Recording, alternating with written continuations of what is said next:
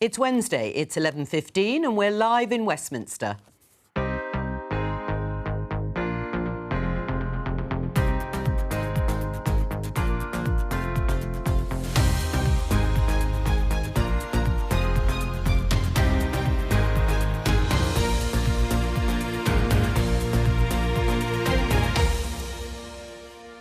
Joining me, Conservative MP Helen Whately. She's supporting Rishi Sunak in the Tory leadership race.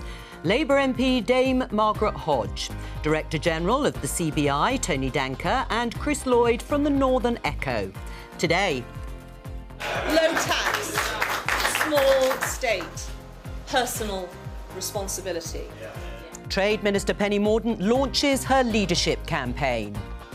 The new Chancellor woos business in his bid for the top job.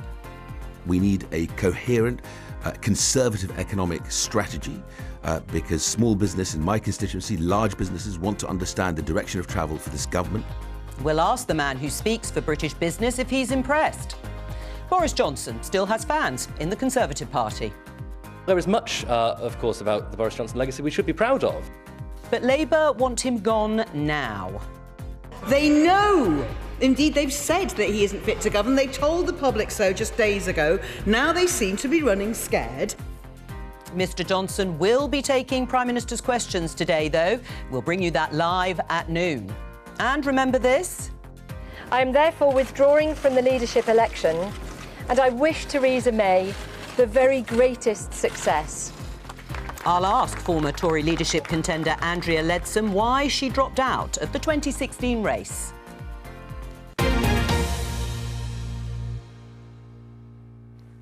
So let's start with the Conservative leadership race, not a surprise for anybody, and particularly the fact that there are 8 candidates left after nominations closed last night. Rishi Sunak, the former Chancellor, is ahead in terms of the number of MPs so far backing him. Let's take a look at a couple of the front pages. We have the Financial Times. 8 make Tory ballot as allies of Johnson step up, stop Rishi push. This is the Express. Boris loyalists backing Truss to stop Rishi. And this is the Daily Mail. Rishi blasted on socialist taxes. You get the idea of a theme there. Helen, why is everybody having a go at Rishi Sunak? Well, I'd say what I know from Rishi is he's determined to fight a positive campaign. And that's for why he's the best candidate to be Prime Minister. So why is everyone else having a go at him specifically? Well, I don't think that it's the right thing for me to do as a Conservative MP to do kind of blue on blue, attack other candidates. In fact, I'm proud of the calibre of all the candidates we've got. But I'm backing Rishi, the candidate who can restore trust, rebuild the economy, and also, and this is important to Conservative MPs and members, clearly, is best placed to win the next general election when we get there. Margaret, Helen obviously doesn't want to engage on that particular issue. It's interesting, though, isn't it, that everybody's turning their fire on Rishi Sunak? I think what it reflects, really, is the massive division in the Conservative Party, I'm afraid. And what it feels like to me, can I be absolutely honest about this? Please. You know, we've been through an era with Boris Johnson that felt like a Trump tragedy. And we're now getting into a stage which feels like the fiasco of Jeremy Corbyn, because you've got this division within the party. It really does feel like that. I've just got to say to you, Helen, it really feels like that. You've got the division within the Conservative Party, and they're not talking. It's not grown-up politics. They're not talking. You know, they're talking about the economy. They're talking about tax. They're talking about ridiculous, unsustainable tax cuts. We'll come on to that in a minute. And they're talking about culture wars. They're not talking about, you know, can you get the ambulances there on time? Can you go on your holiday and get your passport and get onto the flight? What are you going to do about the cost of living crisis? Those are the issues that people really care about. And this is an totally ridiculous contest. Let Helen respond before I bring the others in. But I'd say the conversation is primarily about the economy, because that's the biggest issue for us as a country, and the cost of living challenge, the pressures of inflation, the consequences of the war in Ukraine. So that is what the conversation is about. And yes, there's some discussion, therefore, about tax cuts, and the debate is not about whether we should have them, but it's about how and when.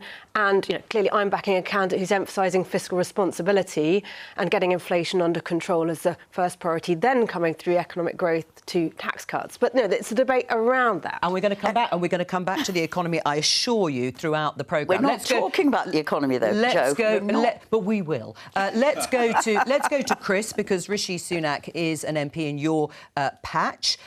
Chris, do you want to stick up for the former Chancellor? Why do you think he's a target of all the other campaigns? Some of them. Well, I'm quite happy to stick up for him, but also I think he is clearly the front runner in terms of public recognition. People understand who he is, whereas most people haven't heard of Penny Mordaunt or anybody like that. I also think he is a consummate politician. Some might say he's a bit of a slippery fish, therefore, because I've been watching him since he became MP for here in North Yorkshire since 2015. I've always assumed that he was a traditional rightist sort of a Conservative, and yet he's flown so close to Boris Johnson's son that he's become burnt by that, and he's now being labelled a socialist chancellor. So I don't know how he can be both of those things, and that's why people are trying to work out what he really is. OK, well, Tony, obviously you know something about the business perspective. How would you describe Rishi Sunak? We've heard slippery fish there. He's sailed, if you like, too close to Boris Johnson. What would your description be of Rishi Sunak, and why do you think he's being targeted? You would love me to answer that question. I would. Directly. That's why I'm putting it to you. You would love me to, and there's no way on earth I will. But I tell you one thing I will say, which is I think it is fantastic that we've got 8 Conservative candidates debating the economy and how we go for growth. Now, I agree with Margaret to some extent. They're not really debating it. We'll get into that in a minute, I suspect. But I have to tell you, for 6 months, I've been shouting at the telly, where's the plan for growth? When are we going to talk about how we grow as a country, post-Brexit, post-COVID, in light of headwinds? And actually, it's a really good thing, and I hope every week, as we narrow down the candidates, we will expand the economic debate and get into the real details of how Britain grows, because that will be a very good conversation to have this So do you think Rishi Sunak, as Chancellor, as he was, failed to do that? No, I think Rishi had a growth plan that he set out in the May's lecture, and I suspect we'll hear it repackaged and maybe a bit dressed up in the coming weeks. I certainly hope so, because he didn't really get to implement it as Chancellor. So I hope that Rishi will come forward with more detail, lots of imagination, fresh thoughts, obviously consistent with his philosophy, which I think is a good philosophy, but we haven't yet heard the details. So I think we need to hear the detail from Rishi and a bit more cohesion and clarity rather than just headline tax cuts from the others. All right, well, let's get up to date with the contest itself before we do get into some of the detail. Henry Hill is here from Conservative Home. Henry, as I say, there are 8 candidates. What's happening today? So today is the first round of voting. There will be several. Tory MPs, the way that the contest works is that Tory MPs winnow the field down to a final 2, and then they go to a national ballot of the 200,000-odd Conservative Party members who choose it. So what needs to happen today is that Tory MPs will vote. Any candidate who doesn't receive 30 votes will be eliminated from the competition. Then there's a second round of voting tomorrow. And I believe, unless the 22 changes the rules again, what happens after that is that every single round, the person with the fewest votes is eliminated, and then they all vote again until we get to 2. Right. Who do you think might drop off today? Oh, well, obviously, I wouldn't want to speculate. They've all done so well in getting over the line. They needed 20 votes to get over the line in the first place, so they only need to get 10 more. So it's hard to say. I think probably the ones who'll be maybe worried are people like Kemi Badenoch, who is polling very well with the membership, but didn't really have that MP recognition at the beginning. And so I think that there will be people who are worried that if she gets through, we talk about the Jeremy Corbyn phenomenon. Now, I don't think there's really a comparable candidate, but I do think there might be some concern amongst Tory MPs that somebody could get through to the final 2 who will absolutely walk the member ballot, but who might not have the support amongst Conservative MPs that somebody like Rishi Sunak does. Right, well, let's talk about some of the internal jockeying for position. Nadine Dorries here, Culture Secretary, has tweeted, "This is dirty tricks, a stitch-up, dark art." She's referring to the tweet below from Dan Hodges. Take your pick. Team Rishi want the candidate they know they can definitely beat in the final 2, and that is Jeremy Hunt. What do you make of that? I mean, this always happens. I think it's a bit ridiculous to complain about it. This is always how these leadership campaigns work. It's one of the reasons that you never end up with the 2 most likely candidates in the final 2. Normally, one candidate is far enough ahead that they get their surplus supporters to back somebody they think is more beatable. Now, I think it's a bit of a long shot, Jeremy Hunt getting even into the final 3, but honestly, if Rishi has enough supporters to put Jeremy Hunt in the final two, then he is the overwhelming favourite of Conservative MPs, and he deserves to be Prime Minister. And this is what happens, isn't it, Helen? It's pretty normal in these sorts of contests. This is what the Team Rishi's doing. I don't see that at all. No, that's not what I see his team doing. Team I'm supporting, and I'm sorry to see that from Nadine because she's a really good friend and colleague. No, what Rishi's team is doing is supporting him to get out his message about why he's standing to be Prime Minister, what he'd do as Prime Minister, talking about his focus on the economy, the number one issue, which I know we're going to go into more, and the commitment to driving economic growth and fiscal responsibility and a return to really true Conservative values. I mean, it's interesting because Nadine Dorries and Jacob Rees-Mogg came out for Liz Truss yesterday, the two of them together. Jacob Rees-Mogg calling Rishi Sunak a socialist chancellor. What do you make of that? Well, I think, we're all one Conservative Party, and Margaret alluded it to... It doesn't look that way just at the moment, does it? People will say, yes, we have a broad church, but actually, the debate is around broadly about the economy and broadly about tax cuts, but how soon you can have them. And as I say, Rishi's been very clear about putting fiscal responsibility first and targeting support on tax cuts, particularly supporting businesses and growth as the engine of the economy. Well, you must be supporting Rishi Sunak too, if he's a socialist chancellor, as Jacob Rees-Mogg is saying, because he's put up taxes. You know, if you look at actually Rishi Sunak's record of both where he's chosen to put the tax cuts and and the ways he's chosen to support business, I hardly put him in as a socialist chancellor. But let me say, this is again what those remarks show. This is all about venom, and it's not about values. But isn't that what happens in a leadership contest? Well, I mean, it was what happened in previous you Labour leadership contests. You hope that there is. Of course, there's some of that. Of course, there's some of that, Jo. But you also hope, and I haven't seen it yet, and let's hope we get to it. You hope that there is some discussion about not personalities but policies, and something around that. And let me just say one other thing, which is really interesting about Rishi. So there he is in the north, 160,000 members of the Tory party, thereabouts. Yes. Well, most of them old. Over 90% white. Older than your members. Most of them live in the south. I mean, this is scarcely a representative bunch of people who are going to decide. Well, and this is the third time. I mean, there's some truth in that. One final thing, Jo. This is the third time in 6 years that we've had the choice of our Prime Minister done by this little caucus of 160,000 activists. It's outrageous, and it really ought to be through a general election. If Labour members want to choose more Prime Ministers, they should try winning more general elections. But I don't actually think... No, they shouldn't. They go after the same person and keep loyal to him. Absolutely, and then they don't win power. Ultimately, the Conservative Party gets to make these decisions because the public have chosen time and again to return a majority of Conservative MPs. I understand why that would make Labour a little sore. We don't actually know exactly the demographics of the Conservative Party membership, but I think the intriguing thing is there's this caricature of them as a very, very right-wing group. But if you look at the polling that YouGov has done, actually, the cost of living crisis is the number one issue, just as it is for the country. So I think that realistically, I actually am disappointed that Conservative leadership candidates aren't talking about the cost of living enough, because they're having this internal debate that's mostly around, tax cuts. There's a bit of stuff on the culture war. But actually, Tory members, as much as the country, they want to be hearing about food, fuel prices, heating, the things that are going to be making ordinary families over the next 2 years decide whether or not to return the government in 2024. Henry Hill, thank you very much for joining us. Let's talk in detail about the economy, growing the economy, which everybody agrees on, except it's how to do it that there's some differentiation. Tony, you've written an open letter to all the candidates urging them to develop what you call serious, credible and bold plans for growth. But the CBI wants to see tax cuts that encourage investment in business rather than fuelling inflation, as you say. So you want to cut business taxes rather than personal taxation. Yeah, look, we want to cut those taxes that will give you non-inflation-driven growth, which, by the way, is a bit of an art form, right? It's quite hard to do. And so you have to pick those taxes carefully, right? So for us, actually, the headline rate of corporation tax is not one of those taxes that all of a sudden is going to transform growth in the economy.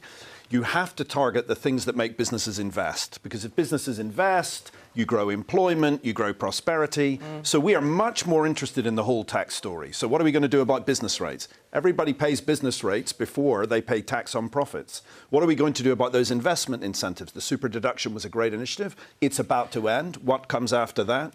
National insurance, employers. These taxes actually have more of a bearing on the immediate growth perspective. Right. And yes, in the long run, high levels of corporate corporation tax aren't good for growth. But everyone's fighting about that one without talking about the others. Well, Chris, just listening to this, is that what your readers would want to see? Not cuts, I should say, rather than cats, to personal taxation when people are struggling to pay their household bills? I think people want as much help as they can possibly get for the cost of living crisis, and that will involve tax cuts, particularly fuel tax cuts. I also think up here there is another aspect to this, which is the levelling up aspect, and particularly the green agenda. All I hear about is how 2050, the net zero target, is going to be delayed or pushed off in some way. And that would be, I think, almost catastrophic for many of the businesses in my area, in the Tees Valley, where we produce 50% of hydrogen. We just unveiled the world's largest wind farm, £300 million investment. And those things are coming because the government is committed to that target. Right, sorry. So as that is pushed back, I wonder how business is going to cope with that. Right, sorry, we just lost you just momentarily, but you're back. Helen, you were nodding away there. Is Rishi Sunak going to commit to those things? Yeah, I mean, he's committed to net zero for 2050. And actually, that's a really important point that Chris made about that. Tied in with that is growth in parts of the country, like Teesside, in the areas where we're levelling up, and lots of opportunity in green growth and future energy. But I just wanted to pick up on the point that Tony made a moment ago about the importance of economic growth, but it's not that simple. It's not as simple as let's just do some great big tax cut. Yes, tax cut is a part of that, but it's targeted. And so on Rishi's approach, I mean, I've heard him say many times about the importance of businesses, engine of the economy, importance of private investment. And he has a record on supporting businesses. If you look at what he did in the pandemic and how the lockdown with the furlough scheme. With the furlough scheme of support to businesses, cutting business rates, the current discount. He's put up taxes. He's put them up so much that there is that record that he could hit, that we could have the highest personal tax burden for about 70 years. Well, recognise that in the pandemic we had to take extraordinary action and there was an extraordinary level of spending that was required, but it helped keep the economy growing, so we had the fastest growth coming out of the pandemic. But he also has taken steps to cut taxes to support businesses, for instance, with discounts on business rates, with the employment allowance going up for small businesses. So he does really recognise the importance of targeted tax cuts to support businesses and to support investment in businesses, which is something I know we'll see more of in the future from him. I mean, do you agree in terms of Rishi Sunak's commitment to saying it's fairy tales to offer cuts to personal taxation before the economy is on some sort of stable footing? I certainly agree that the ridiculous game we're having, it's absolutely over tax cuts is absurd. But I do want to come back on the economy, because I think actually if you look, the Financial Times had an article not that long ago on the super deduction capital allowance, which demonstrated it had pretty much zero impact on business investment. I've done a lot of work around R&D tax, research and development tax credits for businesses. They went up tenfold over a 10-year period. There was no change in business investment. And a serious strategy for growth. It's not about tax cuts. It's not about tax cuts. It's about actually dealing with the productivity issue. So it's getting investment by. We're way behind on investment by business, but we've got to get our R&D right. So we're pulling out of Erasmus, which would have helped us. We've got to get the skills right. We've absolutely failed in doing anything about that, and we've got to get the infrastructure right. And which takes me to the levelling up, and then I will shut up.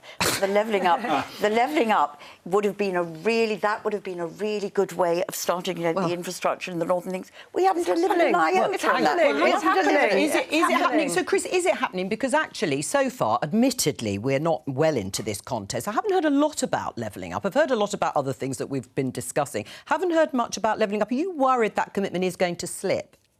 Absolutely. Levelling up was really crucial for Boris Johnson winning the red wall seats up here. Yeah. It's a brilliant phrase. Yeah. No one quite understands what it means in terms of, is it transport infrastructure or is it life expectancy? All those things are weighed into it. But people liked the positivity of it, and there have been real on-the-ground improvements, I think, in terms of, I mentioned the green industries, which go right the way along the northeast coast up to Blyth.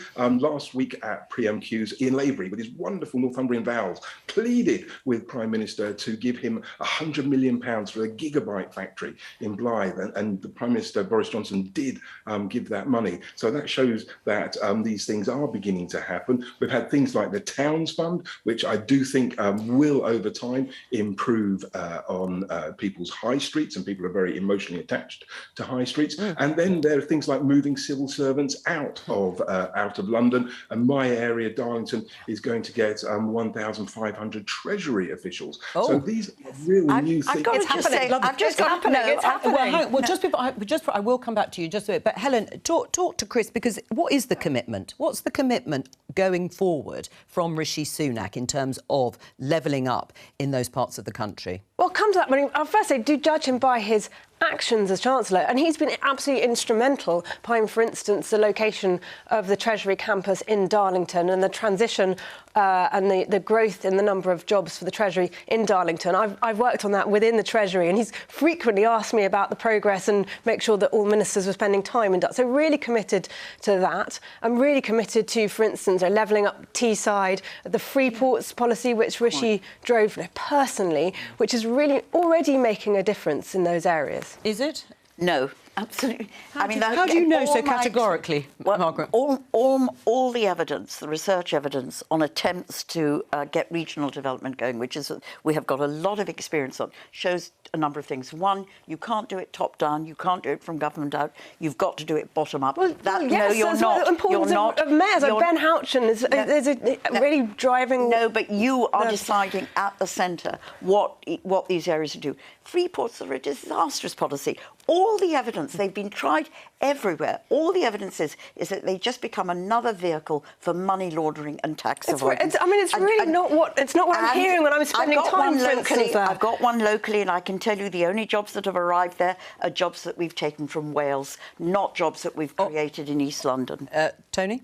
Yeah, look, if I can bypass some of the politics with a few economic truths. The first one is we have to help people with the cost of living, those hardest hit. Right? But none of you are suggesting that in those terms. You're talking about cuts to business taxes, but not personal. But let me be specific about that, right? And I think actually the government have tried to do so. The danger of doing it with mass tax cuts for everyone, there's two problems with that. One, we all sitting in this room don't need a tax cut, right? So the problem with generic tax cuts is we don't need a tax cut, and we're just going to spend it and fuel inflation. So my own view is, if I may, is you need targeted help for those hardest hit, number one. Number two, you have to be serious about inflation, right? There is a risk that inflation gets out of control, and I'm afraid the bad news for everybody, like it was 40 years ago the last time we had it, is if you don't stop inflation, you're in trouble. The third and final point, and we're now getting into a broader debate about growth, I'm not saying we need more tax cuts for profits for businesses. I'm saying, to Margaret's point, what we need is businesses to invest. We are the lowest in the G7 at investment. Yes. Government has a role to play on investment.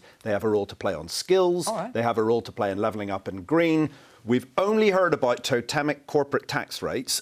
Don't get me wrong, I love that everybody wants to bring down business tax, but that's not the way you're going to grow the economy for everybody. You need a broader plan. Just briefly, are you relieved the Boris Johnson era is soon to be over because of the fractious relationship with big business particularly? Look, I think having a new leader and a new cabinet and the agenda moving on to new issues and the future will be good for the business-government relationship. And I tell you something, if the agenda is about growth, government trying to do a growth plan without business ends badly. So I'm pretty confident we will indeed turn a corner. Just very briefly, before I move on to the front page of the Northern Echo. Margaret, the figures out today. GDP up 0.5% in May, up 0.4% in 3 months to May. Monthly GDP 1.7% above pre-pandemic level. Are you surprised? Not as bad as you thought? Not as bad as we thought. It's a slight relief, but you've got to look at the trend over time, and it's a 15-year stagnant growth rate. And it's also, we haven't talked about this, one of the things that happened over a longer period, 4 decades, is that actually the division between the richest and the poorest grown, and that is no way that you can be in a healthy society and a prosperous economy. Is recession on the cards? Look, I think it's still avoidable, but I think the truth is we're already hitting what you might call household recession, right? I think the consumption figures are going to start falling and falling. And that's why this idea about business investment, it's not giving businesses a tax cut. It's about, can we have an engine for growth when, frankly, government spending is probably going to start falling and consumer spending is going to start falling.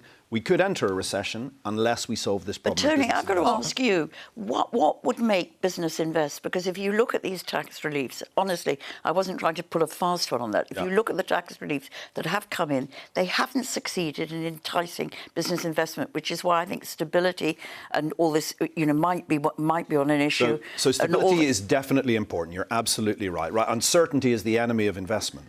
But I have to tell you, on the super deduction, when you actually look beneath the skin, you realise that a lot of firms would have gone for it if it had included leased assets. It would have included lots of the SMEs, if the time frame had been permanent rather than one-off. And what is a super deduction?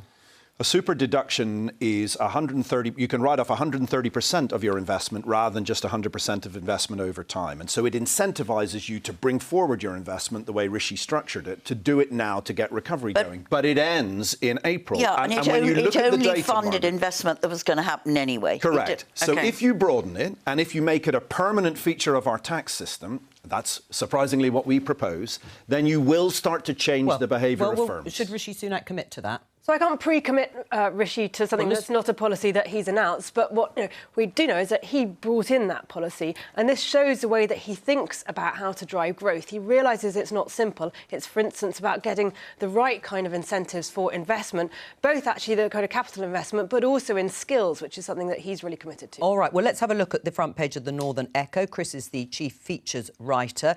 It covers Rishi Sunak's constituency, as I said. Are we ready for Rishi? Does his appeal reach beyond his own constituency, Chris?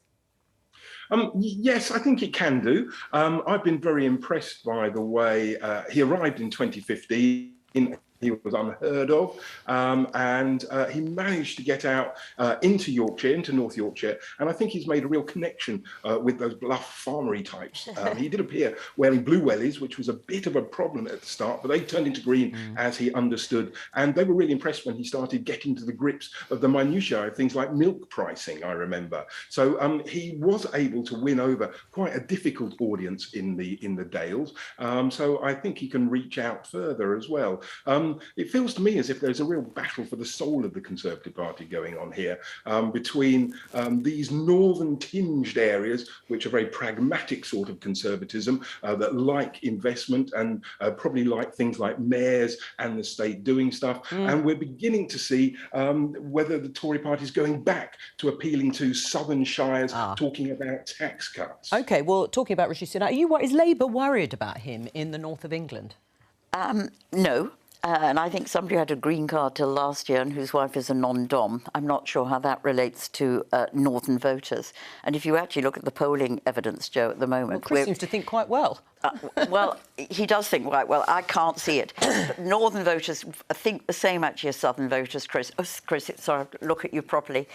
Think the same as southern voters. And they do worry about, can they get an aeroplane on their holiday? Will they get their passport? Can they afford to feed their children next week? How are they going to manage the winter on fuel prices? So they think about the same things. And we haven't heard that, Helen. I will be delighted if we do hear a little bit of serious debate on policy rather than personality over the coming period. But we haven't heard about that. And I think northern voters, there's a 14% lead for us among the northern voters, and we won Wakefield. So you're not starting with a good thing, and I'm not sure Rishi is the right person. All right, well, let's just have a look at this briefly with Helen. Matt Goodwin, academic, Professor of Politics at the University of Kent. This is not good for Team Sunak. This polling, 63% of red wallers. These are voters in seats that traditionally voted Labour but voted Conservative in 2019, say he's out of touch with working class people. 56% of 2019 Conservatives say the same. Only 23% of red wallers say he understands voters like me. Helen. Well, you can pick and choose the polls that you quote from. I've seen polling that says that Rishi is most likely to win. Well, that's Redfield and Wilton strategy, just so people know. I've seen polling that Rishi is most likely to win in the sort of as so-called red wall seats, and he's the most likely candidate amongst the front runners to beat Keir Starmer in a general election. So actually, MP colleagues and members who really want us to have a leader who will win against Labour, he is the best place to do that. Also, talking about the North, I mean, he's a candidate from the northernmost constituency, and as Chris talked about, he has this real connection with the North, with the area he represents in Northern England. Well, to pick up on that, let's go to the Penny Mordaunt campaign. She launched it just about an hour or so ago, and she says she's the candidate Labour fears most. Let's have a listen. Recently, I think our party has lost its sense of self. If I can compare it to being in the Glastonbury audience when Paul McCartney was playing his set, we indulged all those new tunes, but what we really wanted was the good old stuff that we all knew the words to. Low tax, small state, personal responsibility. Penny Mordaunt there. Let's talk to Andrea Leadsom, who is in Central Lobby. Hello to you, Andrea. Why are you backing Penny Mordaunt? I think she is the one person who will bring back the country together and take us forward to achieve the Brexit dividend. She unites all parts of the party. She appeals right across older people, younger people, people with different views on the centre and on the left wing of the party. And yes, she is the one that Labour members fear. I was just in the tea room now with her, and a couple of Labour colleagues who are good friends came up to me and said, Penny is definitely our pick because she would be the one that would be better for the country than the others. So, you know, that they are speaking as friends, and I appreciate their honesty. All right. I agree with them. Right, well, Andrea, you, of course, famously stood in 2016 against Theresa May, but dropped out at the very end, so, in fact, it didn't go to the membership. We haven't seen a lot of Penny Mordaunt so far. She hasn't done a lot of media. Has that been your advice on your personal experience? Keep your head down. Well, actually, today at her launch, I think she's been the only candidate, I understand, to have taken lots of questions from broadcasters and print journalists, as well as members of the public, which are, you know, totally free questions, and she absolutely nailed them. You know, she's not hiding away at all. She's just looking very carefully at getting into that final two and then putting her pitch to the people. That's what she really wants to do, and that's what I think she can do. Right, you've written a book about your political life called Snakes and Ladders. You write in the book that you were naive, particularly in reference, this is when you ran for the leadership, particularly in reference to an interview you did in which you say your comments were taken out of context. I'm just going to show everyone the headline then. It was in the Times, "Being a mother gives me edge on May, Theresa May." Leadsom. Tory minister says she'll be better leader because childless Home Secretary lacks stake in future. Now, you say it was taken out of context at the time. It wasn't the reason you say that you did decide to quit the race. But what did you learn from that experience? I mean, as I set out in the book, it was an extraordinary high-pressured experience, and that is the case for every candidate who's putting themselves forward to be the leader of the best country on earth. So that pressure is absolutely right, that scrutiny is right. But I just do want to pick you up on it, Jo, because I withdrew from that race because we were faced with a 9-week leadership campaign at a time when Theresa May carried the overwhelming support of the parliamentary party and was committing to Brexit. So actually, withdrawing was because that was in the national interest. And I do think, as I explain in the book, every MP, all my colleagues, whether they're standing against Penny or whether they're with her, they all want to do the best for their country. And I think that's something that we don't shout about enough. Right. I mean, Andrea, it's interesting that you put the context there for the reasons that you quit the race, because you could say these are very tumultuous times, aren't they? We're in a cost of living crisis, as most people will say, and the economy is very much centre stage. If you look at the number of people, number of MPs backing Rishi Sunak, arguably, if he is in the final two, would you not advise someone to drop out then again, rather than wait until the 5th of September for a new Prime Minister, to grip the issues that are facing the country?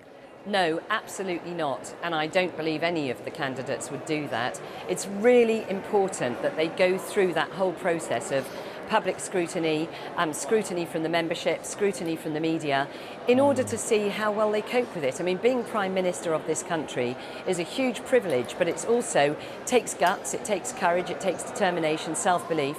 So all of those things are very important to be tested. So I obviously put that to the test by withdrawing, and we saw what happened after. So no, I think any two should go to the people, to the membership for voting, but also to the public to see who garners their support. We've got Helen Whately here. Helen, why do you think Andrea Leadsom is backing the wrong candidate, in your view? Oh, I know Penny well, and actually Penny Mordaunt has been a huge support to me, particularly during the challenging times of the pandemic when I was a health minister.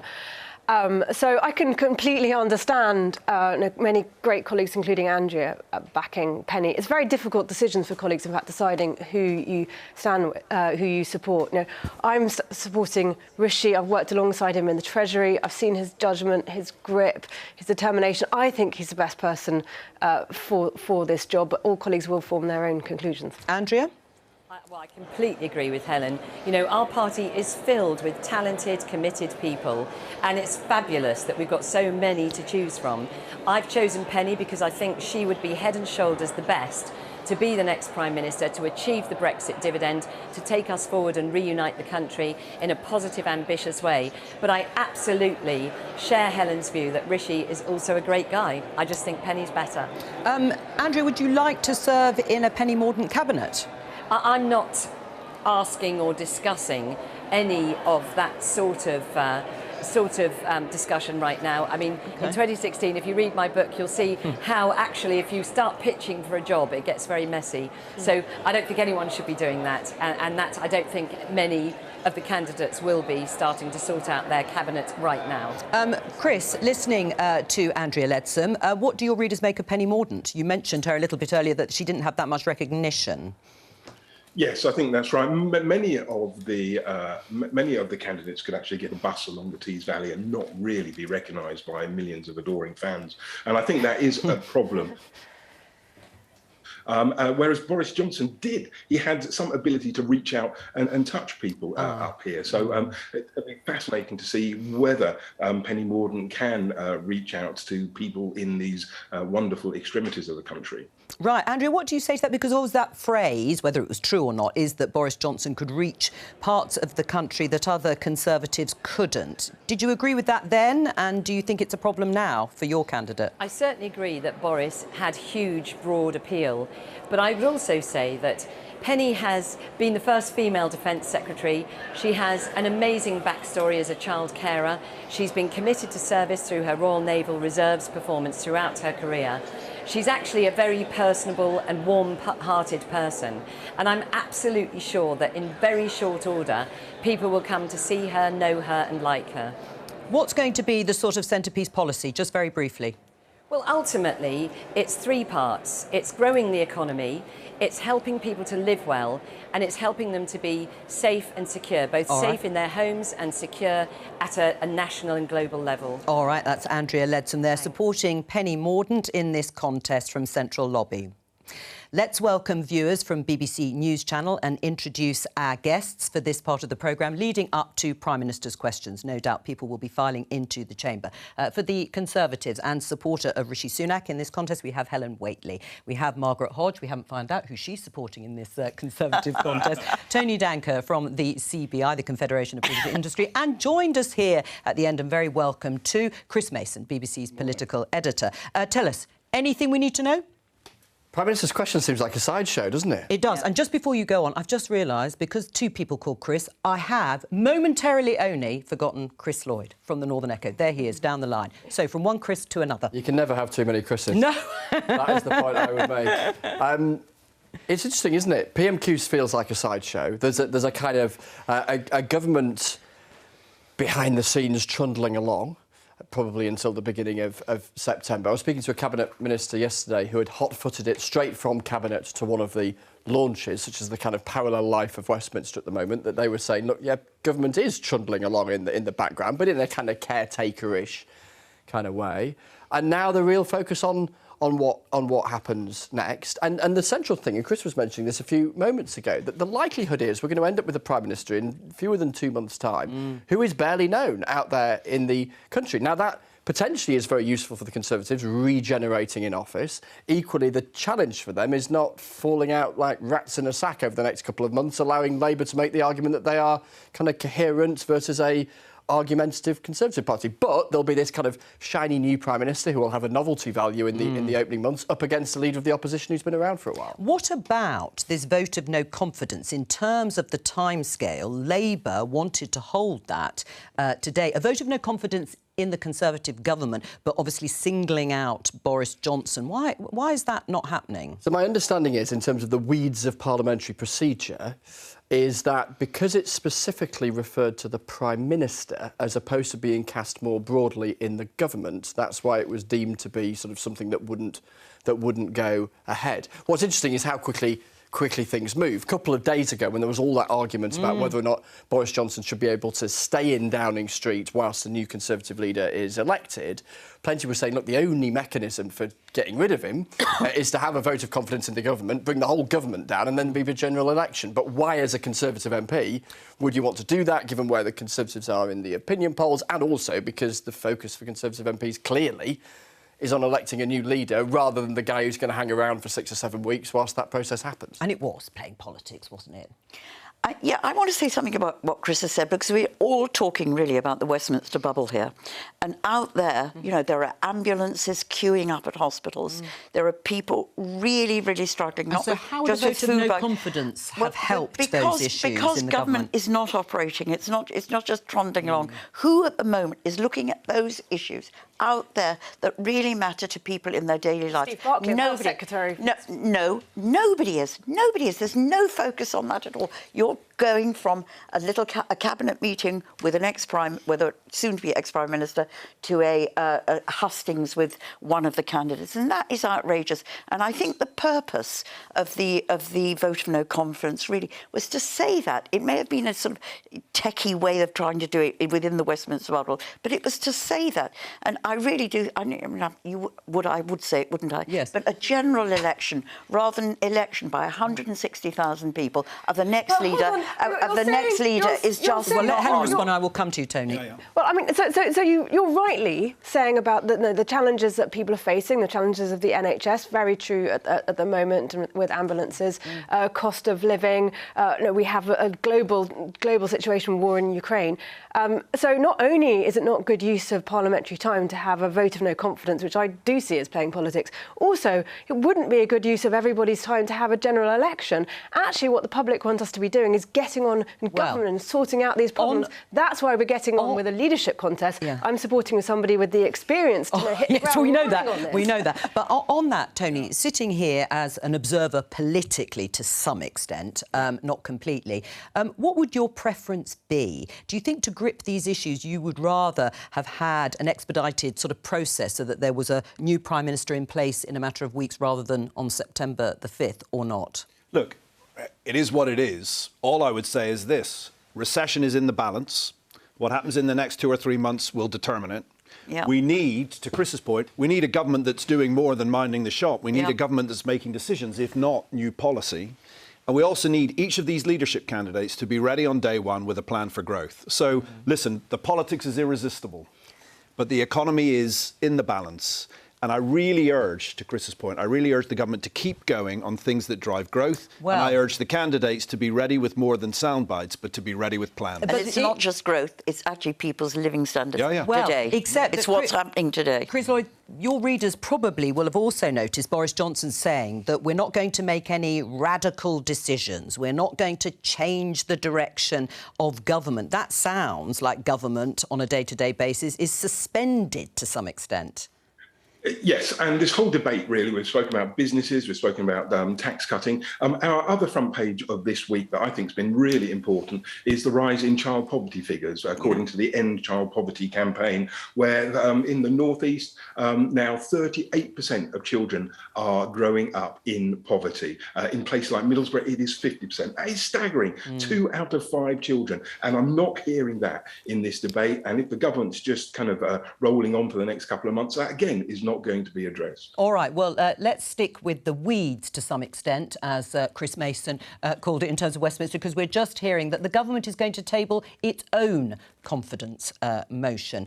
They have decided, in response to Labour's attempt to have a vote of no confidence, they are going to have a confidence, they're going to lay a motion which gives the House the opportunity to decide if it has confidence in the government.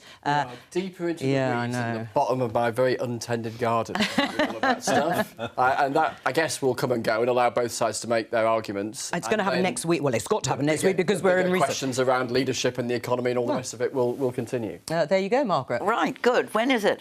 Next week. I don't know exactly when you can put it in your diary, but it'll have to be next week because, of course, Parliament breaks up. Well, I hope that those who do have no confidence in Boris Johnson and his government will have the guts to stand up and vote in that way. All right. Before we go into the chamber, I can see Liz Truss obviously answering questions there, one of the contenders for the top job. Margaret, what's it going to be like for Keir Starmer? Because to some extent his trademark was that he stood for integrity, for probity, for honesty, and that was, he said, in direct contrast to Boris Johnson.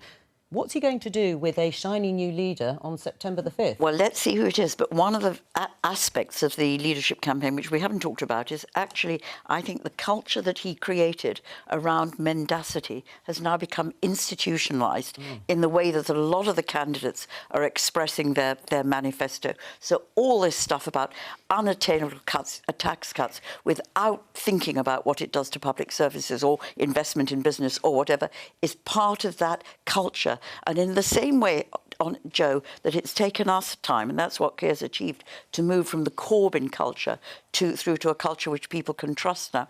I think the Tories are finding it very difficult, and you see it in their leadership campaigns, to be honest and truthful and straight and have integrity. Right, well, Helen, I'll obviously get you to answer that, but also the question that isn't Rishi Sunak tainted by Boris Johnson, by association? He only resigned last week. I completely disagree with that. I'm going to say I've worked with him in the Treasury. I've seen his integrity, his decency. He set out in his letter how, while he'd had disagreements with the Prime Minister in private, he, of course, had followed the ministerial code and been loyal in public all the way through, and then reached a point where those differences were too much. But the behaviour during Partygate wasn't then the tipping point, clearly, or the by-elections, or the Sue Gray report. It was only last week. Well, he's put it out in his letter, so I'd refer people to that. But as I say, I know the kind of decent guy that he is, you know, how deeply he thinks about things, his sense of integrity and his values. I'm going to say thank you to all my guests. It's time for Prime Minister's questions.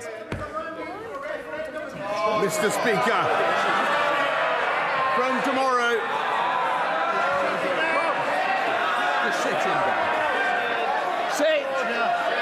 Order, you big... Shut up a minute. What's this for? Come. Give me the word in. Order! Order! I say to the honourable gentleman, give me the seat. I will not tolerate such behaviour. If you want to go out now, but if you stand again, I will order you out. Make your mind up. Either shut up and get out.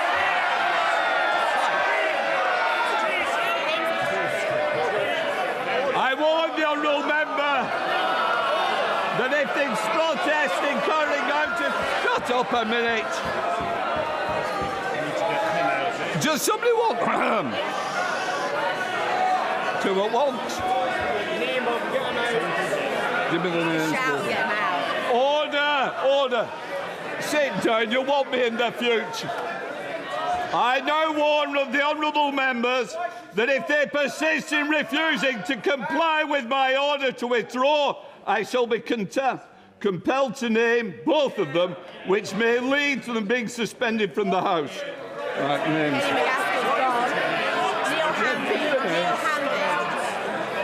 To ensure that the honourable member complies. Can it? Where's the names? Neil Hanvey and Kenny. I order! Shut it. Shh. Neil Hanvey, I am now naming you and Kenny McCaskill to leave this chamber. Sergeant, deal with them. Deal with them. Deal with them. Just sit down. Out! No. Sergeant at Arms, escort them out.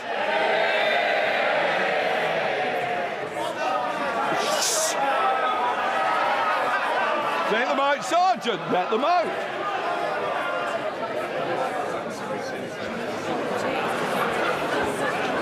Robin Miller. Come on. Insurrection. Just put the PM again. No, then let's just see if we can... Mr. Costa, you don't want to go and escort them to the tea room, do you? No, I suggest not. I think you're good and better behaved than that. Right, we'll try again after that. Prime Minister will now go to Robin Miller. Mr. Speaker, from tomorrow, the first instalment of the cost of living payment will start landing in the bank accounts of 8 million households across the country. This is a much-needed £326 cash boost for families and forms part of the 1,200 in direct support that we're giving to the most vulnerable households this year. Mr. Speaker, I'm sure the whole House was appalled and saddened, as I was, to hear about the despicable attack on Shinzo Abe. Our thoughts are with his family and loved ones and the people of Japan at this dark and sad time. Mr. Speaker, this week we remember the genocide in Srebrenica and the victims of those appalling events. We must learn the lessons of history and do all in our power to prevent such a thing happening again. We will continue to combat war crime deniers, both in Bosnia-Herzegovina and elsewhere. Mr. Speaker, this morning I had meetings with ministerial colleagues and others. In addition to my duties in this House, I shall have further such meetings later today. Robin Miller. Thank you, Mr. Speaker. Can I thank the Prime Minister for his personal interest in Aberconwy, whether he's been eating ice cream on the pier in Llandudno, sampling Welsh Penderyn whisky, or standing on the granite quarry in Penmaen Mawr. He's seen why they love this constituency. He's also heard from them their gratitude for the vaccine and furlough programmes that this UK government delivered. So will my right honourable friend now support our plan to level up Aberconwy and our bid for almost £20 million of funding to invest in community and cultural programmes and give us the opportunity to match our potential? I thank my honourable friend, and he's a great champion for Aberconwy, and I much enjoyed the Penderyn whisky that we sampled together.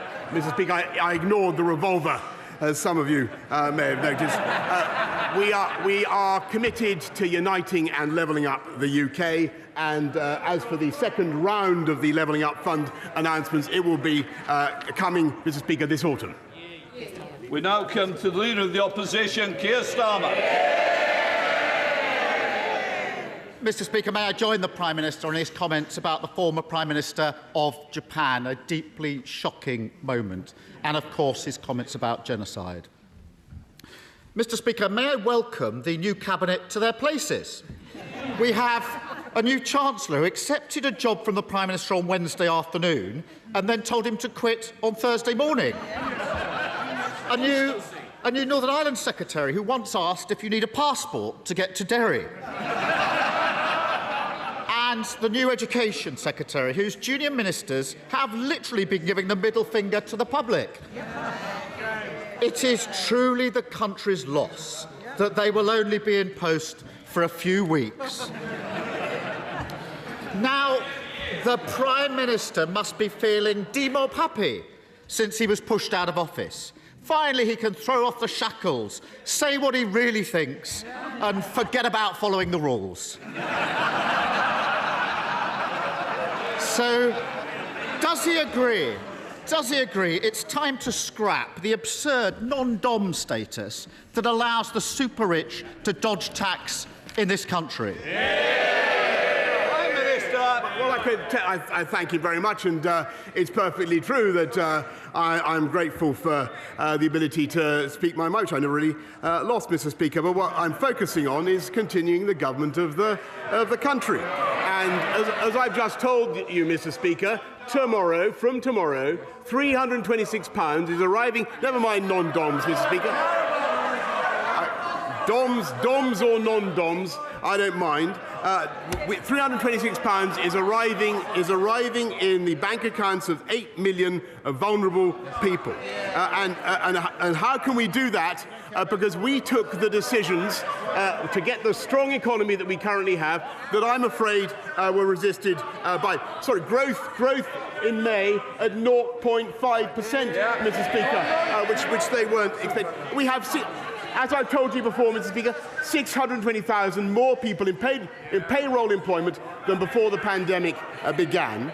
And one of the consolations of leaving office at this particular time, Mr. Speaker, is that vacancies are at an all-time high. Yes, Starmer. Cut him some slack. Faced with an uncertain future, a mortgage-sized decorator's bill that'll be soon for somebody else's flat, I'm not surprised he's careful not to upset any future employers. So here's an even simpler one. Does he agree that offshore schemes can pose a risk because some people use them to avoid tax they owe here? Prime Minister. Mr. Speaker, I'm proud of the investment that this country attracts from around the world. And he's talking about people from offshore people investing in the UK. I'm absolutely thrilled to see that we've had, I think, 12 billion in tech alone come in the last couple of months. I think, if possible, Mr. Speaker, he's referring not to me, but to some of the 8 brilliant candidates who are currently vying for my job. Let me just tell him that any one of them will wipe the floor with Captain.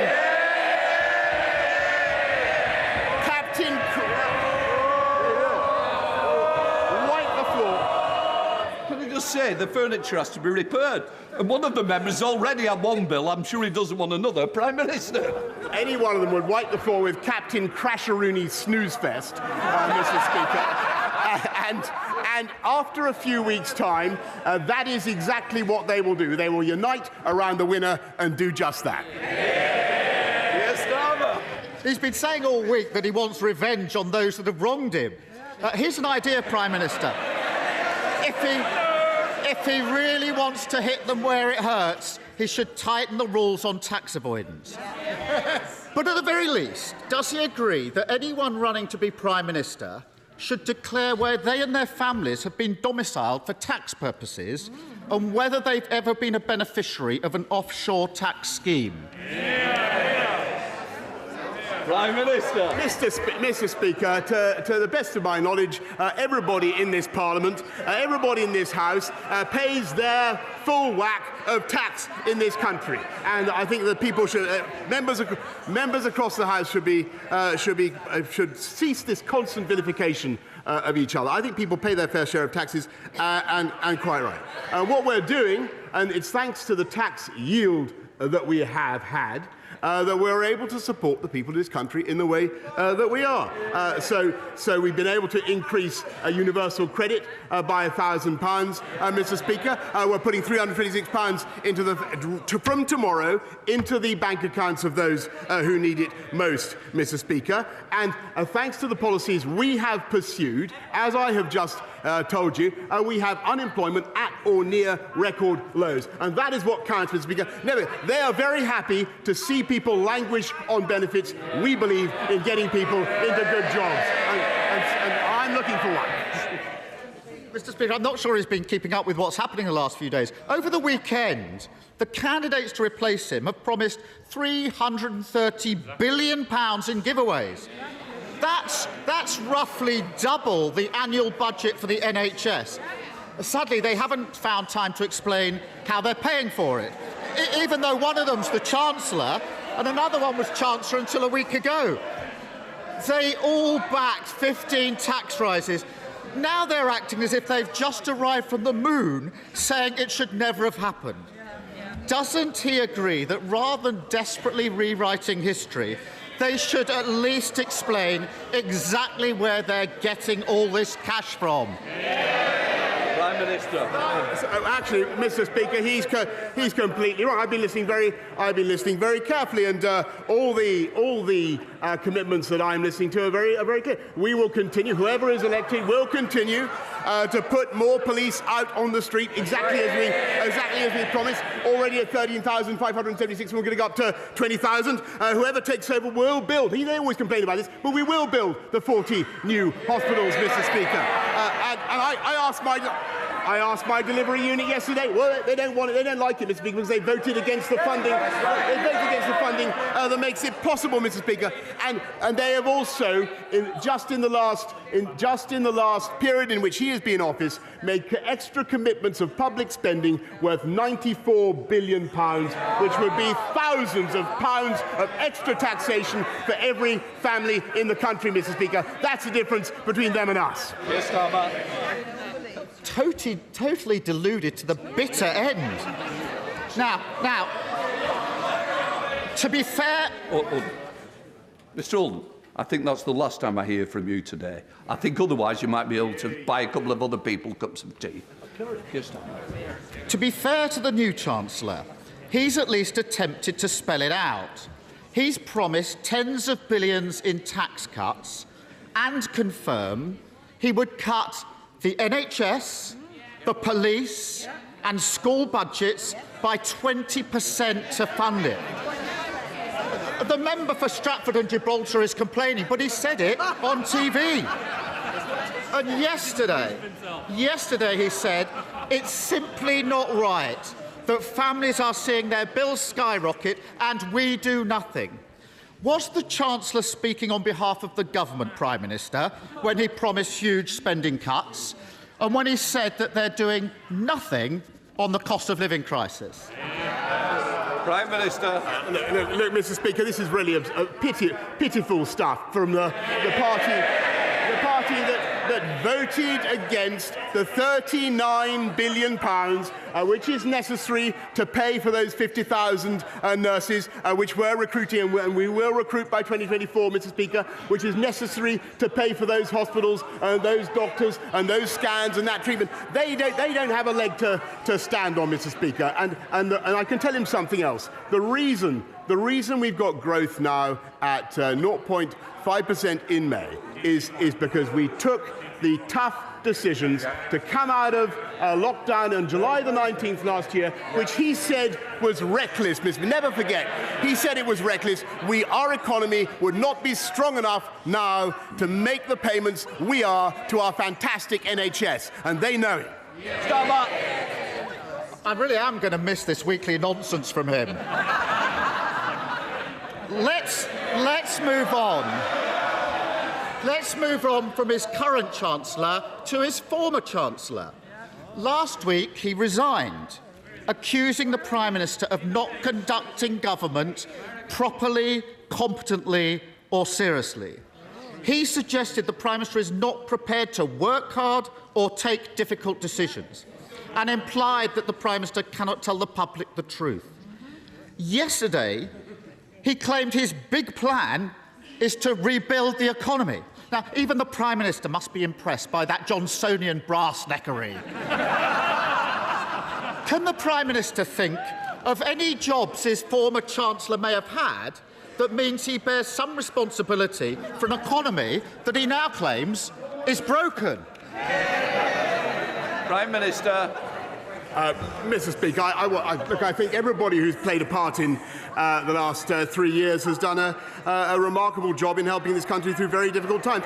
I just want to say to him, really, Mr. Speaker, the next leader of my party may be elected by acclamation, so it's possible this will be our last confrontation over this. It's possible.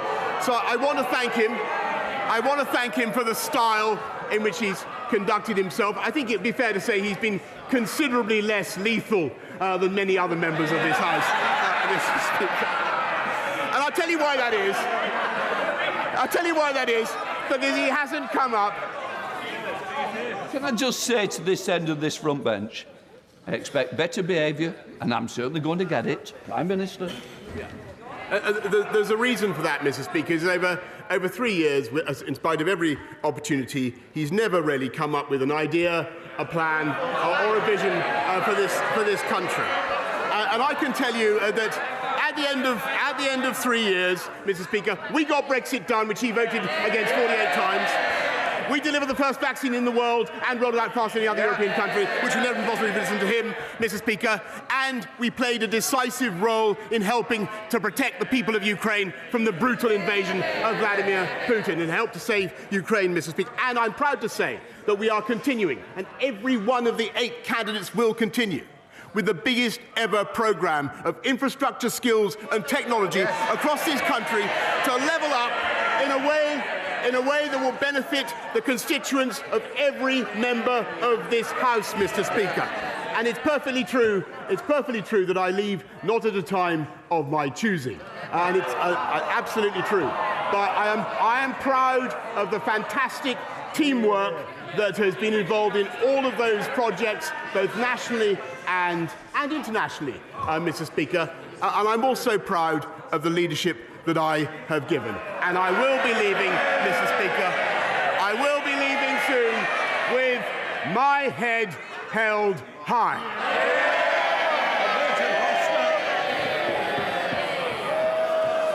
The convicted double-child rapist and murderer Colin Pitchfork was granted parole last year by the Independent Parole Board in the face of enormous opposition from whistleblowers and my South Leicestershire constituents. Only 2 months after he was released, he was recalled to prison for having breached his licence conditions. He has another parole board hearing scheduled for September. Prime Minister, you and I have communicated about this matter on numerous occasions, and you've assured me that you would do everything in your power to deal with this situation. Can you confirm, before you leave office, that your government will make all the necessary submissions that it can make lawfully to the Independent Parole Board to make sure that this dangerous man is kept behind bars? Prime Minister. My honourable friend for his campaign. Our thoughts, of course, with the victims of Pitchfork, Lydia and Dawn's friends and family. And, Mr. Speaker, I can tell the House that my right honourable friend, the Deputy Prime Minister, will be submitting his views on the Pitchfork case to the Parole Board before his hearing. And there is also, as the House will know, a root and branch review of the parole system currently underway, which includes plans for greater ministerial oversight for the most serious offenders, and we'll be bringing that forward as soon as parliamentary time allows. We now come to the Leader of the SNP, Ian Blackford. Thank you, Mr. Speaker. And can I associate myself with the remarks of the Prime Minister in the murder of Shinzo Abe, a dreadful event that took place last weekend? Can I also thank you, Mr. Speaker, for hosting last night the charity remembering Srebrenica? We should all take time this week, on the 27th anniversary of the genocide that took place there, to think of the circumstances and the shame that we were not able to step in and stop the murder of so many innocent boys and men and the rape of so many women. And that we must learn the lessons from that. And of course, at this time, we think very much of those in Ukraine that are facing a war criminal, and make sure that those responsible are ultimately held to account for crimes against humanity. Mr. Speaker, the Tory leadership contest is quickly descending into a toxic race to the right, and it's clear that whoever wins that race, Scotland loses. The former Chancellor has pledged to govern like Margaret Thatcher. The current Chancellor is threatening 20% cuts to the NHS and public services. And they're all trying to outdo each other on an extreme Brexit, costing the economy billions. Is the real reason that the Prime Minister won't endorse any of these awful candidates because whoever becomes the next Tory leader will make Genghis Khan look like a moderate? Prime Minister. I feel a real twinge, Mr. Speaker, that this is probably virtually the last time I'll have the opportunity to answer a question to perhaps because he's going or I'm going, I don't know. Mr. Speaker, all I would say to him is that I think that the next leader of my party will want to make sure that we do everything we can to work with the Scottish Government in the way that I've been able to do and I'm proud to have done over the last few years to protect and secure our union. And my strong view, Mr. Speaker, having listened to him very carefully for years and years now, is that we are much, much better together. Ian Blackford. I can say with all sincerity, I hope whoever is the next Tory leader will be as popular in Scotland as he has been. Because for people in Scotland, Westminster has never looked so out of touch. We've got right-wing Tory contenders prioritising tax cuts for the rich and a zombie UK government failing to tackle the cost of living crisis. Whilst the Tories are busy tearing lumpouts of each other, money-saving expert Martin Lewis has warned the energy price cap could soon rise by a sickening 65% in October to £3,244 a year. After a decade of Tory cuts and Brexit price rises, it will mean many families simply can't afford to put food on the table and heat their homes. Scotland literally can't afford the cost of living with Westminster. Does the Prime Minister not get that people in Scotland don't just want rid of him, they want rid of the whole rotten Westminster system? Prime Minister.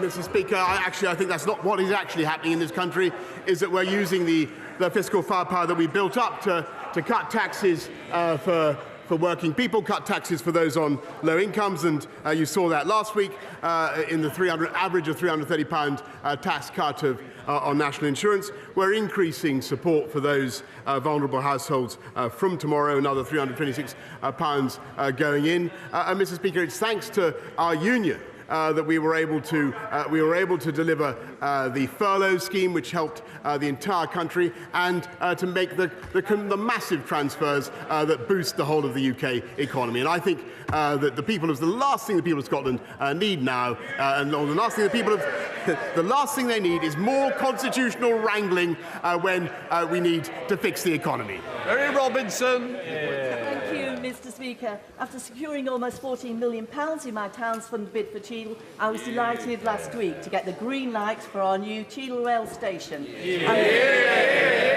£4 million for our state-of-the-art eco-business park. I've had tremendous support from the Cheadle Towns Board and local community, who understand how important it is to have connected towns and villages, bringing investment and high-tech jobs to our area. I'm ambitious for Cheadle, and now want to secure the redoubling of the Mid-Cheshire Line and the extension of Metrolink through my constituency. Will my right honourable friend join me in thanking the Towns Board and Station Working Group for their support, and agree with me that improving connectivity is key to economic growth and the future of our levelling up the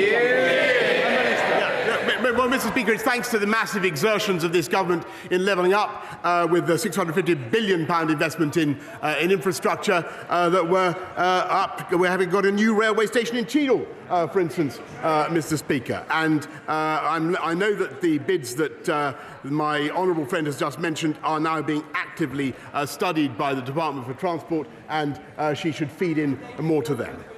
Stephen Farrett. Thank you. In a recent opinion poll conducted by Lucid Talk for Queen's University, only 5% of the people of Northern Ireland expressed any trust whatsoever in this government. So as the Prime Minister prepares to leave office shortly, will he apologise for his legacy in Northern Ireland, in which power sharing has collapsed, the Good Friday Agreement has been undermined, an unwanted protocol bill is being imposed upon the people and businesses of Northern Ireland, and Anglo-Irish relations are in their worst state for 40 years? Prime Minister. Well, Mr. Speaker, because actually what we've got, and I know that every single one of the candidates will want to deliver this, is a bill to fix the problem of the protocol, and I accept that there is a problem, and I hope that the whole House will support it. Jacobian. Thank you, Mr. Speaker. And as this is probably the last time I'll get to address the Prime Minister at this dispatch box, can I say on behalf of the people of Redcar and Cleveland how grateful we are for the support that he's given us and for delivering on the will of 17.4 million people in taking us out of the EU. Can I ask the Prime Minister, is he as optimistic as I am about our future as a free and independent nation?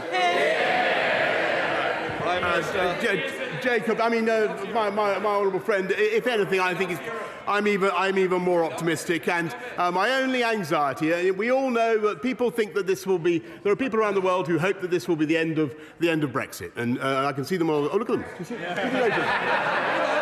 Did you notice? On the front row. That's them. They're wrong, Mr. Speaker, and we're going to show that they're wrong. We now come to Martin Day.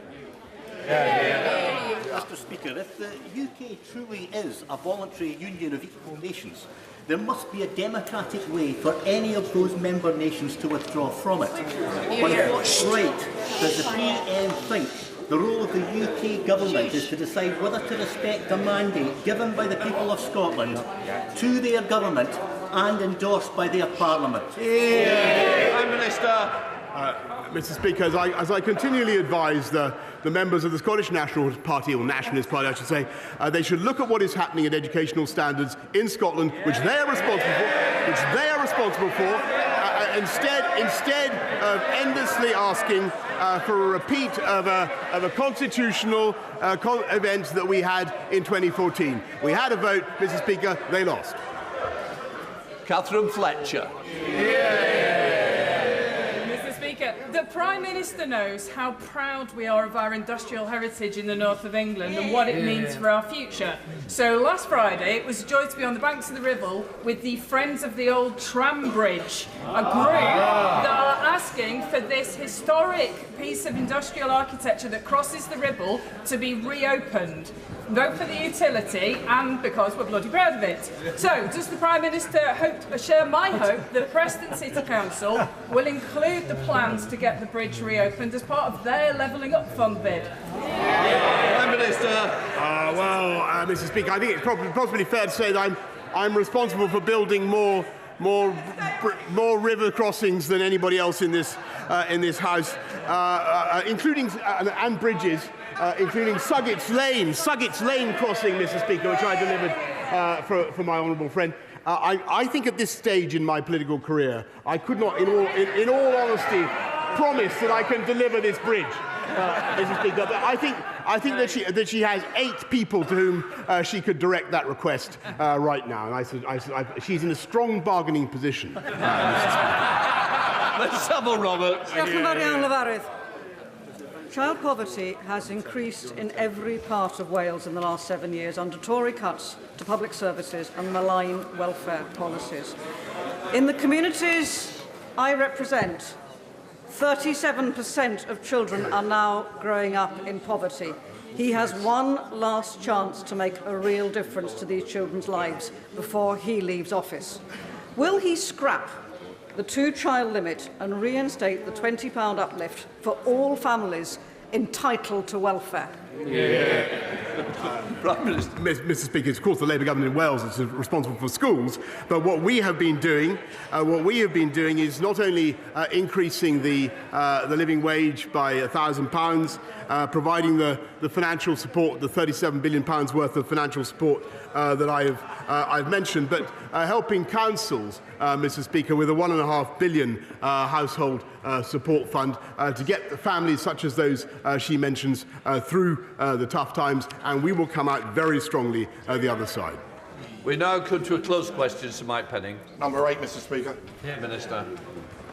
I thank my honourable friend. I'm delighted that there will be a new hospital scheme in this area. I'm told that the local hospital trust have considered a full range of options, and that they consider that new hospital builds at Watford General, alongside further investment at Hemel Hempstead and St Albans hospitals, represent the best option for health services in the area.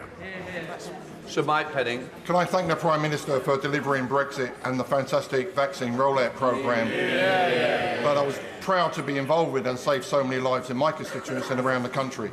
Sadly, the Trust have not considered all options, and in my constituents will be astonished as to what they have said by saying that they now want £1.2 billion for the refurbished tower block situation in Watford. So could the Prime Minister do me a great favour before he leaves? Can he put a little note in the drawer of number 10, so when the new incumbent comes in to say Penning needs a new hospital on a greenfield site? Well, Mr. Speaker, I can tell him that I will ensure he gets a meeting with the relevant minister to discuss his proposals. John Trickett. Thank you, sir. We now know that every ambulance service in the whole country is in a critical state. But last week, well before the current national heatwave emergency, my constituent, Mrs. Meacham, died following waiting for hours for an ambulance in an excruciating and prolonged delay. Her daughter tells me that the family tragedy wasn't caused by the staff, but by cutbacks by this government. But in any event, without immediate and drastic action, we cannot be sure that there won't be many more Mrs. Meachams. Does the PM accept we now are living through an emergency health crisis? And given the disastrous state he's leaving the NHS in, why is he still in Downing Street? Mr. Speaker, the NHS now has a record. He talks about staffing levels. The NHS now has a record number of people working in it. 10,900 more nurses this year than there were last year. 6,000 more doctors. And on ambulances, and he's right, it's absolutely critical. The crucial thing is to help the hospital staff to move patients through the system. And too often, I'm afraid, it is impossible because a proportion of the patients, sadly, are in delayed discharge, and that is making life very, very difficult for the ambulances as they come up to hospital. But that is why it is so crucial that this government, in addition to everything else we've done, Mr. Speaker, is fixing social care and helping patients out of hospital. And that's why we put in the £39 billion, Mr. Speaker, which unfortunately his party voted against. Brereton. Thank you, Mr. Speaker. Can I thank the Prime Minister for all he's done to help level up Stoke-on-Trent? The number of workless households in our city has halved over the last decade of Conservatives in government. So would my right honourable friend agree that the best way to level up Stoke-on-Trent is to get more people in well-skilled, better-paid employment opportunities? I think he's absolutely right, and the right honourable gentleman knows a lot more about Stoke Newington than he knows about Stoke, and that is absolutely true, Mr. Speaker. And I'm proud that we're getting young people into work. I was up and down the country. I was at an event last night to celebrate the 163,000 Kickstarters who we've helped into work, and that is our ambition, to help people into good jobs, and we are succeeding. I'm proud to say I leave office, Mr. Speaker, with unemployment at roughly 3.8%. When they last left office, it was at 8%. That's the difference between them and us. Stuart Malcolm MacDonald. Thank you, Mr. Speaker. Last night's panorama with the joint investigation with the Times newspaper has exposed yet again more evidence of unlawful killings by special forces, this time in Afghanistan. When this came up before, the government, and in particular the MOD, was determined to sweep this under the carpet. But those who serve in uniform and the public they protect deserve better than this. These aren't vexatious claims from campaigning lawyers. They come from within the armed forces themselves, and indeed from our allies in Australia. So will the Prime Minister commit to an Australia-style independent inquiry as backed by General Lord Richards? But more broadly, hasn't the case been made again for democratic oversight of special forces? Prime Minister.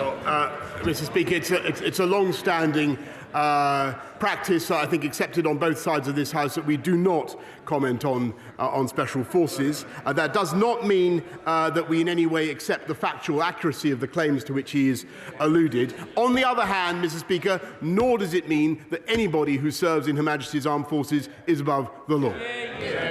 Can I just warn other members that there is a sub judice on this? I allowed that question because it was very general, and that's the only way I would ever allow it to be discussed. Andrew Lewer. Thank you, Mr. Speaker. In the last few years, campaigning and persistence have led to the construction of a new children's A&E, and just this year a new main A&E for Northampton General Hospital in my constituency. Building on this success, what the town now needs is an urgent treatment centre. Does the Prime Minister agree that this would be a hugely welcome step in providing top-quality healthcare in Northampton.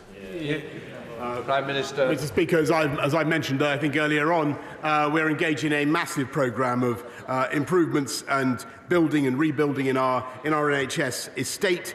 I think that, with great respect to my honourable friend, this is a decision that he's going to have to continue to lobby for. I think the local NHS bodies will have to make up their minds on that one, but I'm sure he will continue to make lively representations. Patricia Gibson. Thank you, Mr. Speaker. Last week, the Prime Minister was forced to announce his intention to resign after ministers who supported him only days earlier changed their minds. Of course, people are allowed to change their minds, and this should be recognised. Why does the Prime Minister and his MPs believe this principle applies everywhere except in Scotland, where the people delivered a clear mandate to the Scottish Parliament to hold an independence referendum? Prime Minister. Well, Mr. Speaker, as I understand it, the people of the SNP are currently deciding what to do with my honourable friend. And heaven forfend that they should change their minds, Mr. Speaker.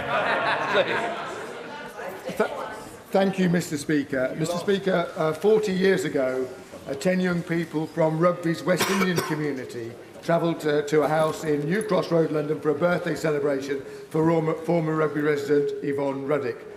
Tragically, there was a fire at the house where the party was held, and 2 of that group never returned home. Others were traumatised. The fire cost 13 people their lives and has been the subject of 2 inquests, both of which were inconclusive. Those who survived and the families of the bereaved are calling for a further investigation. I wonder if the Prime Minister would agree that the appointment of the new Metropolitan Police Commissioner provides an opportunity to re-examine the events of that time. Prime Minister. I thank my honourable friend, and I know from my own experience of running the city of the anguish that particular tragedy caused, and I know the deep feeling that surrounds it, Mr. Speaker. I thank him for raising it, and I can tell him, of course, that whatever my own views, this is a matter for the Independent Metropolitan Police Service, and I'm sure the new Commissioner will be considering what he has just said. Alan Brown. Thank you, Mr. Speaker. While he was editor of The Spectator, he published a poem about exterminating the Scotch, a verminous race. He previously stated that £1 spent in Croydon is of more value to the country than £1 spent in Strathclyde. He called for an ending of the Barnett formula, and he stated an MP from a Scottish constituency shouldn't be a Prime Minister. So, given his anti-Scottish views, his abject failure as a Prime Minister, why did he think he's a right to try and block a democratic vote for Scotland to choose its future away from this corrupt Westminster? Can I just say to the honourable gentleman that after 3 years of listening to this delirium of monotony from the Scottish nationalists, I really think they need to change the record. What the people of this country want is a focus on the cost of living, a focus on the economy, and making sure on schools, Mr. Speaker, on standards in schools. Those are things that he should fix, Mr. Speaker, and to say nothing of the tragedy of drug deaths in Scotland, Mr. Speaker, which they still haven't done anything to address, Mr. Speaker, and everything I have seen has taught me that we are far, far better, whether it's on Ukraine or COVID, Mr. Speaker, or on furlough. There is absolutely no doubt, Mr. Speaker, that we are better off working together. Thank you, Mr. Speaker. Kensington is at the heart of the Ukrainian community, and on their behalf, I would like to first send their huge thanks for your support to Ukraine. Yesterday was the first-year anniversary of the devastating flooding that affected my constituency, with more than 1,000 homes affected, people in basement flats losing all of their belongings, and many people still in temporary accommodation. Would my right honourable friend back my fight to ensure that we get serious investment in infrastructure in West London from Thames Water? Prime Minister. I thank her very much, and I know that I know the problem of where that she speaks of very well. There's no single solution to tackling surface water flooding, but she's absolutely right in wanting to put more pressure on Thames Water to try to come up with sustainable solutions. But they've got to be done working with partners, with councils, and of course with developers as well. Final question, Sam Terry. Thank you, Mr. Speaker. A few short weeks ago, Zara Alina was walking home through Ilford. She was dragged off the street and brutally murdered. Zara's family made a touching tribute for her life. She was authentic, refused to try and impress anyone, but she impressed us. She was the rock of our family. Last week, on the 8th of July, another woman was stabbed in St John's Road, just yards from my family's church that I attended for 15 years, so I know like the back of my hand. Women in Ilford should not have to police themselves or impose curfews on their behaviour when they want to just go about their daily business. So, Mr. Speaker, I want to know whether the Prime Minister will commit to greater allocation of funding in terms of policing that's targeted on specialist knife crime into Ilford and across all of that part of North East London. And in addition, Mr. Speaker, what measures will this government actually take that will make a difference to the lives of women? Will they toughen sentences for rape, stalking, domestic violence, and put in place proper police support to end, Mr. Speaker, the epidemic of violence in this country against women and girls? Just before the Prime Minister answers, sorry, just to say it's very important. I've allowed it to raise. Be careful of going into detail on the first name because it is sub judice, but in general terms, I'm sure that we can answer it. Prime Minister. I thank you, Mr. Speaker, for your guidance, but I think we can say safely how much we sympathise with the victim and her family. On knife crime, it is a scourge, Mr. Speaker, and I believe there are many different solutions, but one of them is unquestionably allowing the police to do more stop and search and making sure we have more police out on the street. And that's why we've made the massive investments that we have, and I hope that those investments will be continued, Mr. Speaker. I'm sure that they will be. And on rape and serious sexual offences particularly against women, this is incredibly important to the whole House, and it's something that we have worked on very hard over the last 3 years. And what we have done, Mr. Speaker, is not only introduced more street lights and done everything we can to give women, invested more into independent sexual violence advisors and domestic violence advisors and all the people you need to give victims the confidence they need to get cases to trial, which is such a problem, Mr. Speaker. But what we've also done, in addition to putting more police out on the streets and specialist units to tackle, as we have, what we've also done is introduced tougher sentences for rape and serious sexual violence, Mr. Speaker. And I have to say, I was amazed, and it's still the case, that his party voted against those tougher sentences. That was a great mistake, and I think they should take it back.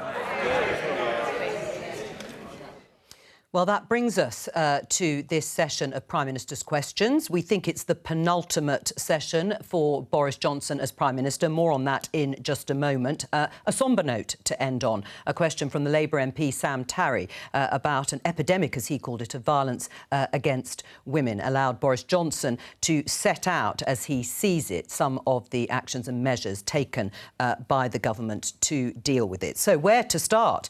With PMQs. Well, I tell you what, let's start with introducing our guests for this part of the programme. Simon Clarke, Chief Secretary to the Treasury and a supporter of Liz Truss in the leadership contest. Jo Stevens, Shadow Welsh Secretary. Welcome to you both. And Chris Mason is still with me here, the BBC's political editor. I suppose we should start at the very beginning, just briefly, Chris, because, well, there was something of an eruption from the Speaker, Lindsay Hoyle. You couldn't see very clearly from your television screens, but he did end up kicking out or sending out two members of the Alba Party, the pro-independence party, who were shouting, as we understand it, about another referendum on Scottish independence. It was quite extraordinary, actually. It was. So this is Alex Salmond's party. Neil Hanvey and Kenny McCaskill, the two MPs who were kicked out. And what I was struck by is that the Speaker's style, he is willing to tick people off, but he usually does it with a twinkle in his eye. Oh, he was furious, wasn't he? He was boiling with anger at what he saw as their inappropriate behaviour in the chamber, and they were kicked out. He was threatening one or two other people with an early appointment with a cup of tea as proceedings went on. I've not seen him react like that in the chair before. Now, as you say, we couldn't see from in here precisely what was going on. It looked like there was some shouting around the idea of a second independence referendum, just as he was trying to bring the House to order to start proceedings. But it had clearly really angered him. Well, of course, then things did calm down, and we got into the normal questioning by Keir Starmer, the Labour leader, and it wasn't easy, quite difficult when you have Boris Johnson on his way out and Keir Starmer certainly aiming to point the finger at some of his potential replacements. We could see 3 of them. I think that's right on the front bench.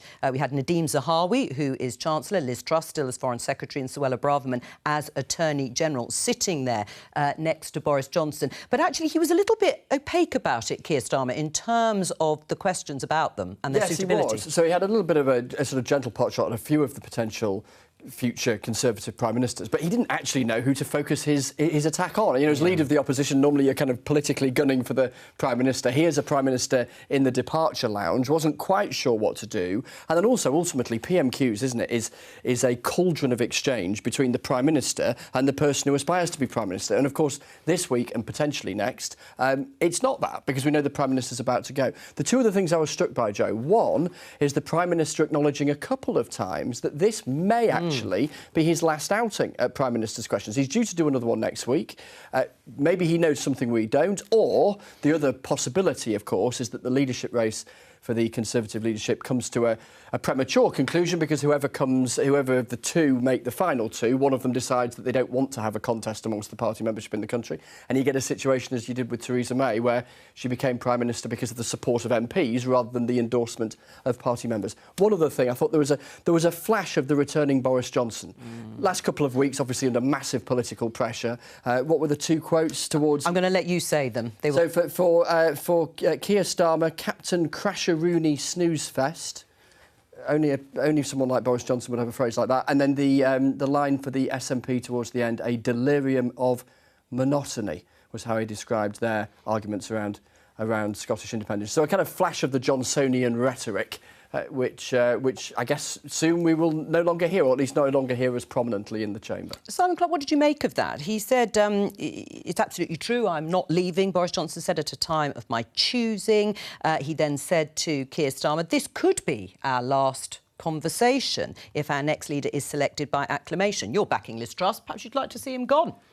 No, I mean, look, it's a simple statement of fact, as Chris said, that it is conceivable that this is the Prime Minister's last Prime Minister's Questions, but I don't think that's the central scenario. The likelihood is that there will be a contest that's taken forward to the party membership, and that will therefore mean that it does go ahead next week. And I think that after the experience of 2016, it may well be that, frankly, that's a very good thing. So it's...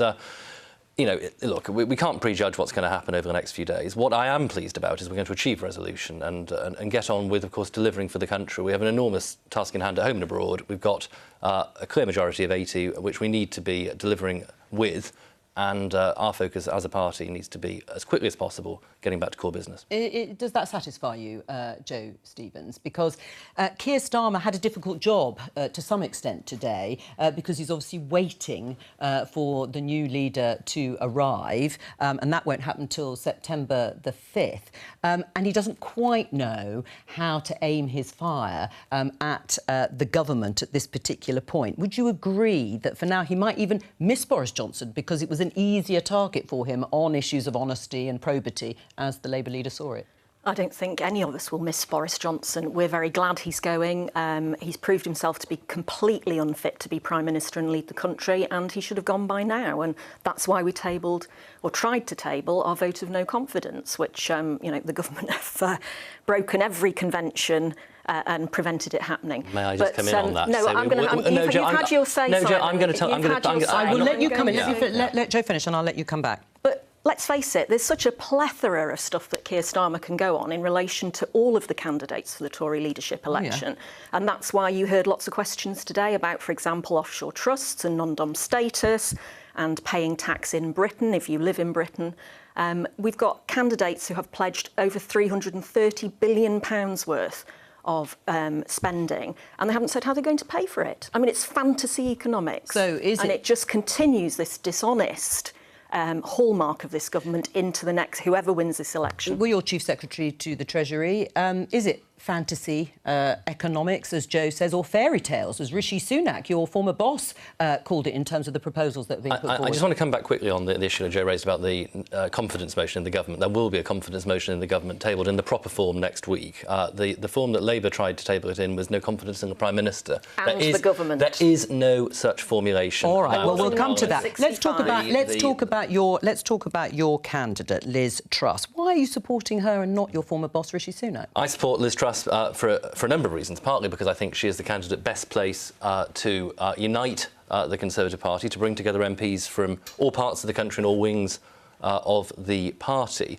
but also because she has a strong economic vision for how she wants to galvanise growth, which I think is absolutely critical. If you look at Britain over many years now, the consistent theme has been that we have not been able to restore the pre-financial crisis trend growth. And that's a problem across the Western world, but Liz has a very clear plan to unlock the 2.5% trend growth that we saw pre-crisis by 2030. But why are you, as a leading Brexiteer, as you were a leading member of the European Reform Group, supporting Liz Truss and not Rishi Sunak? Liz Truss supported Remain in the referendum. Let's just have a listen. I do think it's in all of our interest to communicate the real impact on the ground, the real impact that this would have on jobs, on livelihoods. Because what we know is less trade would mean fewer investments, it would mean fewer jobs, and that will feed through to people's incomes. But I have great faith in the British people. I think the British people are sensible people. They understand fundamentally that economically Britain will be better off staying in a reformed EU. Simon? Well, the point was, of course, that a reformed EU was not an option, and that was part of the problem that we faced. But I'm very clear that.